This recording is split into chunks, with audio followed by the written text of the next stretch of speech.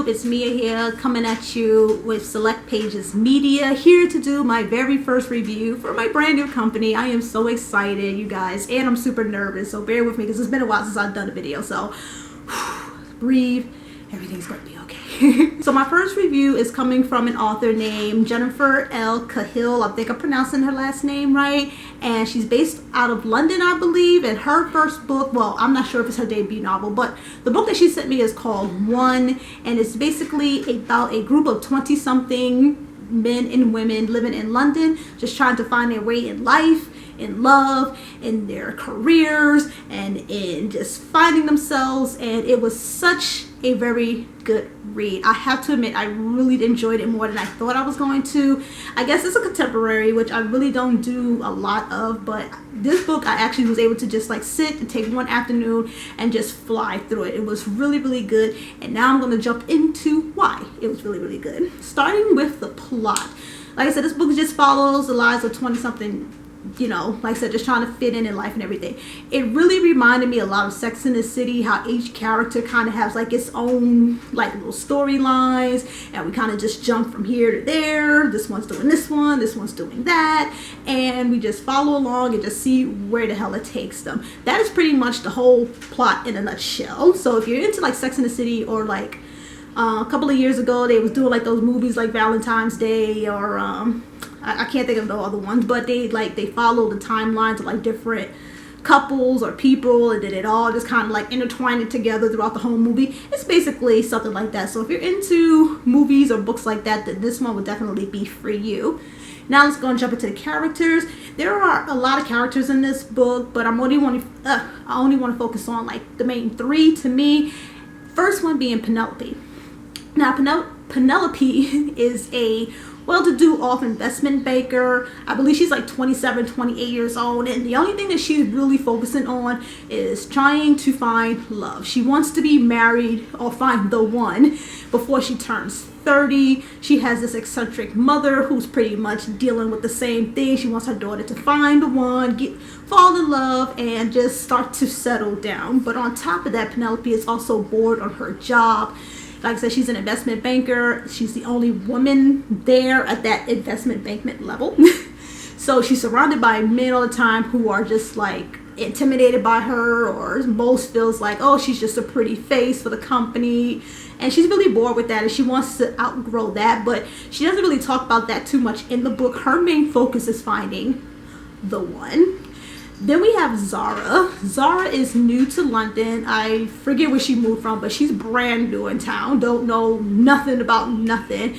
And she's starting a new job. Her main goal in this book pretty much is just to try to fit in and prove to herself and her family that she can make it on her own. Since the first time she was away from home, and she went out there, got her own apartment and her new job. And she basically is just like, what the hell am I supposed to do? And she roommates with Penelope, and then they have a third roommate, a guy named Charlie, who is a guitarist in his band, and basically all he cares about is becoming famous and sleeping with women. That's pretty much all there is to Charlie. But they all live together, they're all roommates, and basically, like I said, we're just following their lives. I really love the characters in this book. Like I mentioned before, they were so relatable. Zara the most. I related to Zara the most because I can remember how it feels to be in a new town or in a new city, at a new school, with a new job, and you're just like, oh my god, what am I supposed to do? She really looks up to Penelope because, hello, Penelope's like this glamorous career woman, and she's like, oh my god, I want to be like her. I totally get that. I totally get having friends like Charlie, who's just like, hey, he's going to protect these girls because they're his roommates, and he went to college with Penelope, so there's kind of like that kind of, you know, closeness knit between them two. So like I said, which is really, really relatable. Like I said, I just keep jumping back to Sex and the City because, you know, they was all friends in college, I believe.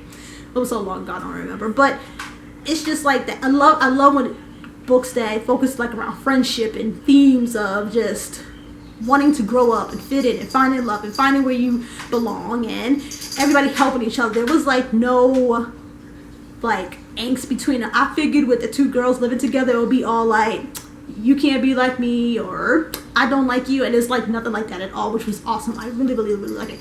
The only gripe that I had with the characters was with Penelope, at least, was she had another friend that every time something happened to Penelope, she called her friend. Every time Penelope had an issue with something, she called her friend. And it was just like, I wish Penelope would have just did something on her own without having to get that validation from her friend first as to what she should do about it. And hopefully when you read the book, you'll see what I mean in that sense. But other than that, yeah, I thought they were great, very relatable. There was parts that had me laughing, there was parts that made me feel for the characters, and I really, really, really liked it.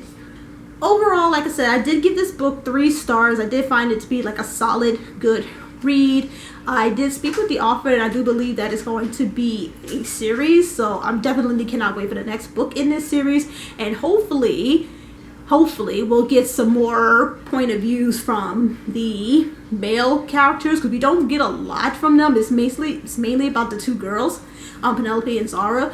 Charlie's thrown in there, and there's a couple of other guys that's thrown about, but we really don't get a sense of who they are. And while we're speaking of point of views, the only other gripe that I had with this book was the point of views changed like right in the middle of a chapter. So you know, like how you have some books where each chapter is dedicated to a certain character. This book is not structured like this, unless it was the e copy, because I read it on my Kindle.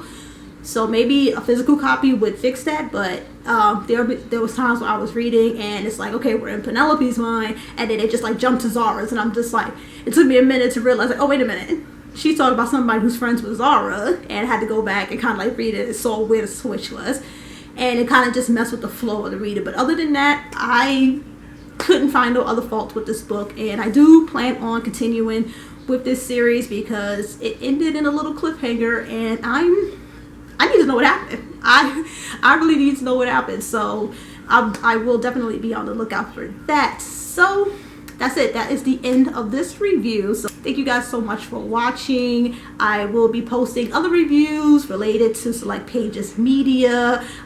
In the time being, the website is still under development. So for now, the reviews will be purely just on the channel and on Goodreads, and if the author already has if the book that I'm reading is already published, I will also post something on their Amazon account, probably, most likely.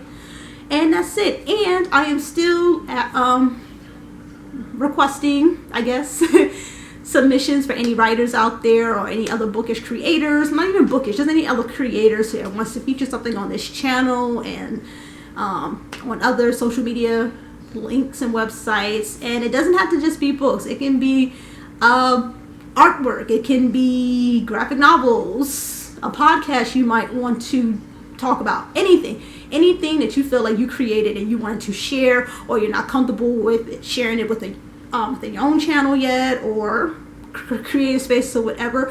Feel free to email me. I'm having my links down below. You can email me, you can DM me, you can comment in this video, and I will gladly get back to you guys as soon as I can. Okay, so with that being said, thank you so much for watching, and I hope to hear from you guys, and I will see you guys in my next video. Bye.